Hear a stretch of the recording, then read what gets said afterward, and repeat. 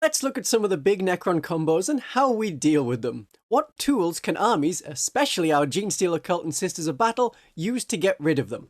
I'm Christian von Carmian. You will know me from, well, this video that you're watching, and it's nice to once again be able to do a video with both of the factions that I talk about the most. So Necrons are going to be getting a new codex soon, but as we've seen with the Tyranids and the Space Marines, the Index detachment is the best for most playstyles, so I expect the Awakened Dynasty detachment to continue performing well. There isn't going to be a fully Awakened Dynasty detachment, or I'm up but not really awake detachment, and we haven't heard anything of the 5 more minutes please detachment.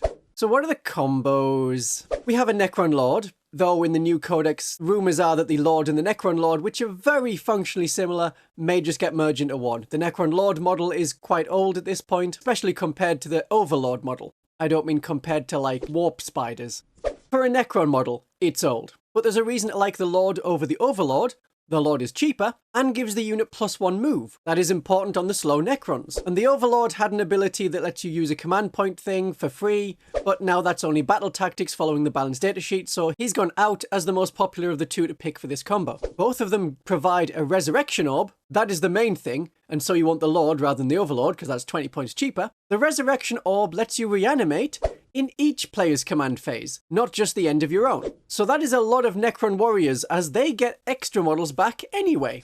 And as soon as you have a character in the unit, they are getting +1 to hit from the detachment rule. But there's more. You can also add in a Technomancer to give a 5+ feel no pain to the unit, and if there are any models injured, like a 2-wound Lychguard, they can get wounds back. Alternatively, you can have a Chronomancer to make the unit -1 to hit, but since most factions have 3+ to hit on something, either combat or shooting, it is not as good as the 5+ feel no pain. Though the Chronomancer is good at making the Necron unit speedier.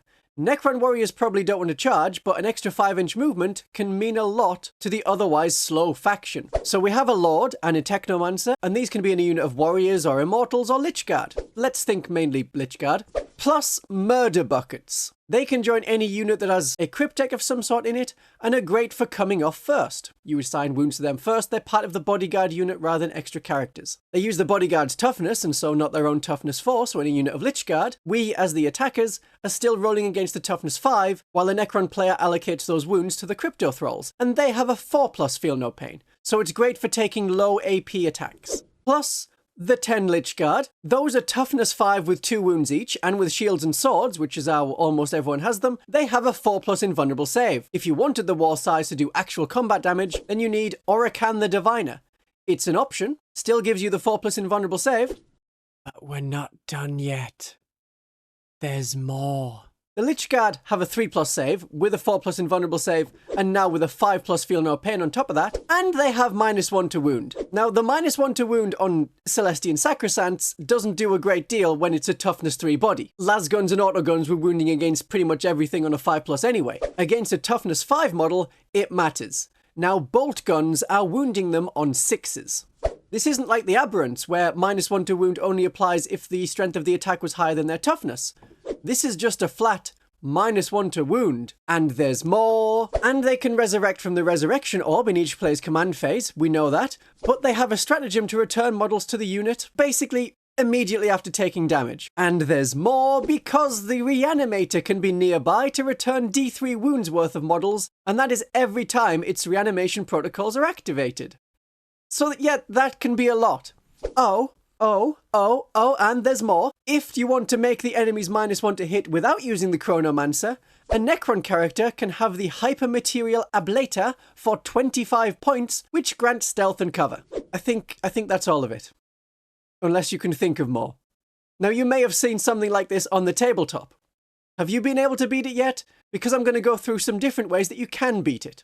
I played against 2 blocks, much like this, and there was Illuminated Sirras walking around, also giving them an ignore -1 AP.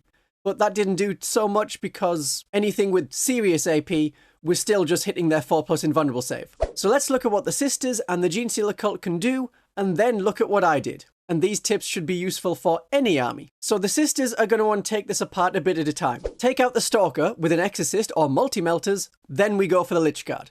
The Reanimator is the weakest part, so some Necron players just don't even bother with it. But you do get a lot of models back when you reanimate. Its toughness 6 on a vehicle is weak. It is one of the few vehicles in the game that multi-melters will hurt. Even if it has a 4+ feel no pain, 2 multi-melters and a high miracle dice, like a 6 from a Dialogus, that should be enough to take it down. What we do next is throw everything we've got at it and pray it is enough.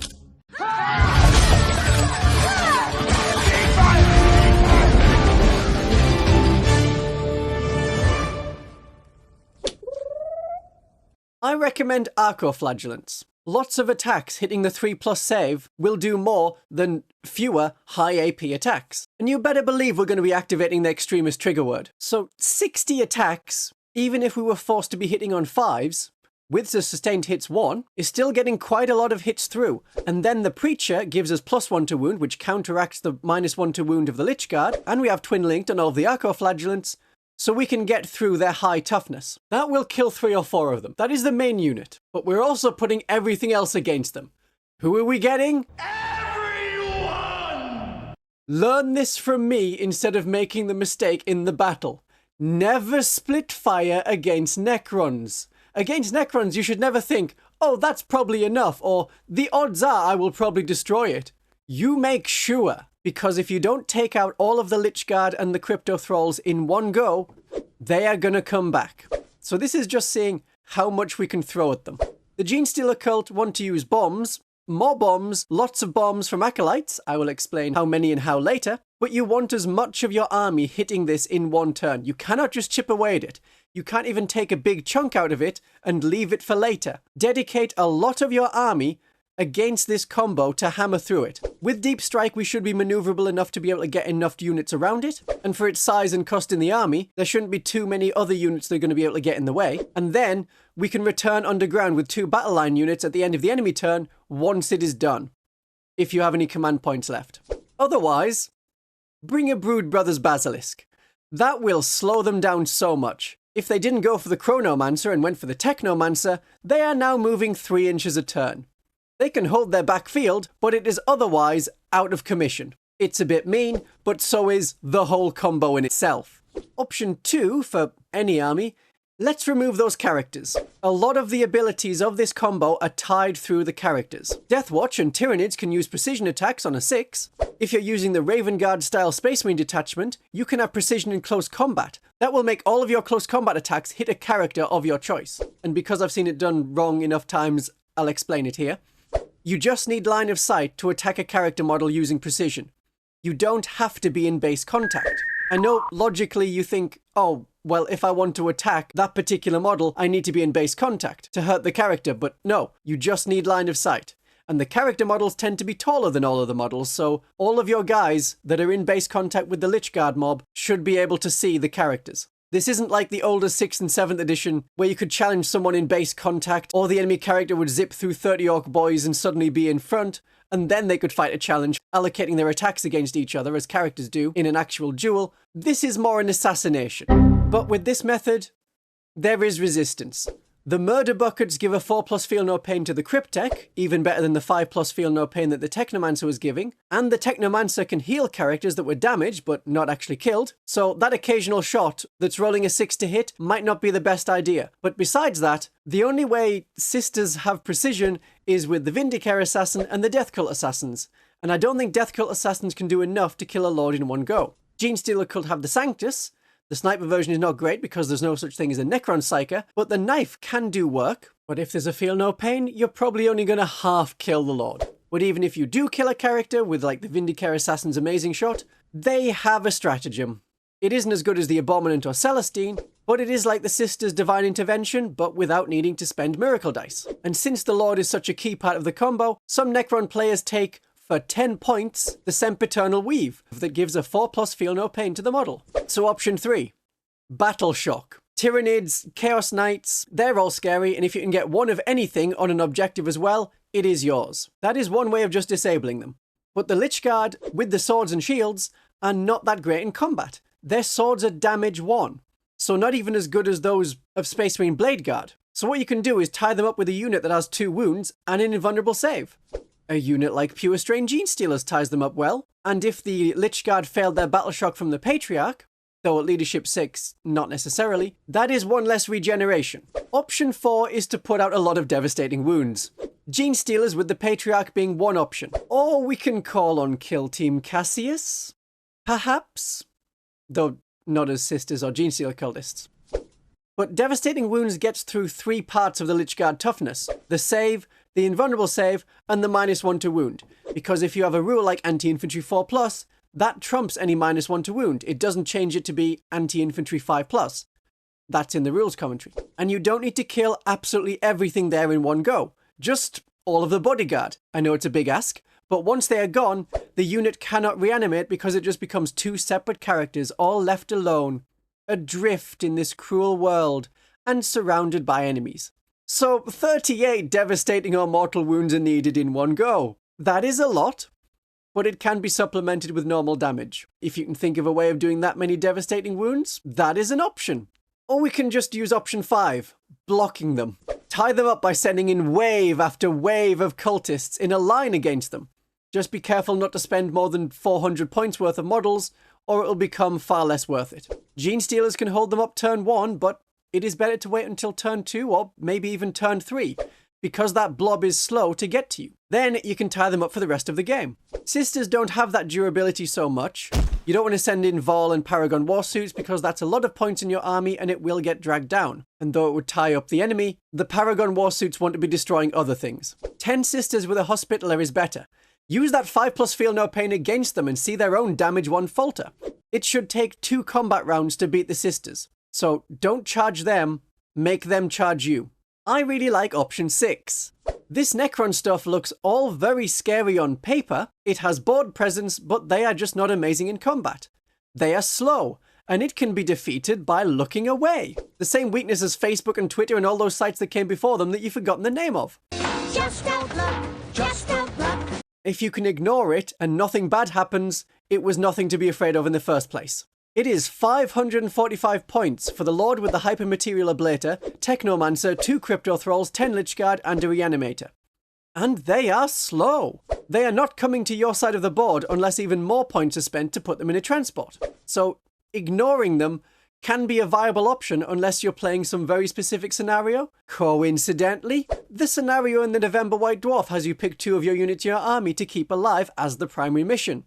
Great for Necrons, terrible for Genestealer Cult. So the 2 blocks I was facing, I beat them in different ways. The first one, I just ignored. What were they going to do? Walk menacingly towards me with a 5-inch move? Then hold an objective really well and never attack because there's no guns? I defeated it by looking away and pretending it wasn't there. It held an objective for the whole game, but it was also a massive point sink. A quarter of the army in points to hold 1 objective. You do that, and I'll be using all 4 quarters of my army to defeat the other 3 quarters of the Necron army and take the other 4 objectives. That is at 2,000 points. The combo is a terrible idea to take at 1,000 points. So really, I see this having the most value in Onslaught games at 3,000 points. But not a lot of people play that. The other blob, I smashed it. There are several ways that armies can defeat it. Deathstars are still possible, as the Necrons show, but that makes them vulnerable to a couple of things. If there was some way of rerolling powerful attacks to let random dice have more of a chance to succeed, through attrition, you can get through them. So some acolytes with 4 demo charges, they pop up 3 inches away. There is no overwatch because they have no guns beside the Lord and the Cryptek and the tiny eye beams of the buckets. They are far less scary than they were at the end of 9th edition. We are attacking a unit on an objective because of course we are. And with the Primus, we were now getting full rerolls to hit with rerolling 1s to wound and sustained hits.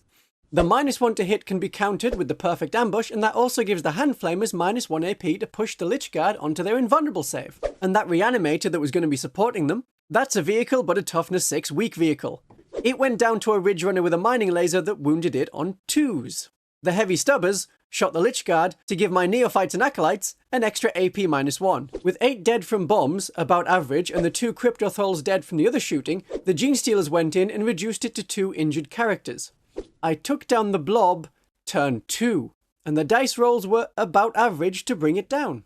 And the characters lost most of their effectiveness and were now surrounded by Genestealers. The Lychguard could have attacked the Genestealers earlier, but would have risked getting tied up in their own deployment zone, and because of the point sink, there wasn't a lot of other guns available to dedicate to shooting the flanking Genestealers. and the Necron player wasn't about to turn his best blob around and fight those 2 wounds, 5-up invulnerable save Genestealers when his attacks are only doing 1 damage. And afterwards, since the Acolytes and the Neophytes weren't in combat, at the end of the Necron player's turn, they went back into reserve to pop up and attack the enemy again elsewhere. So I may argue that 20 Necron warriors are worse.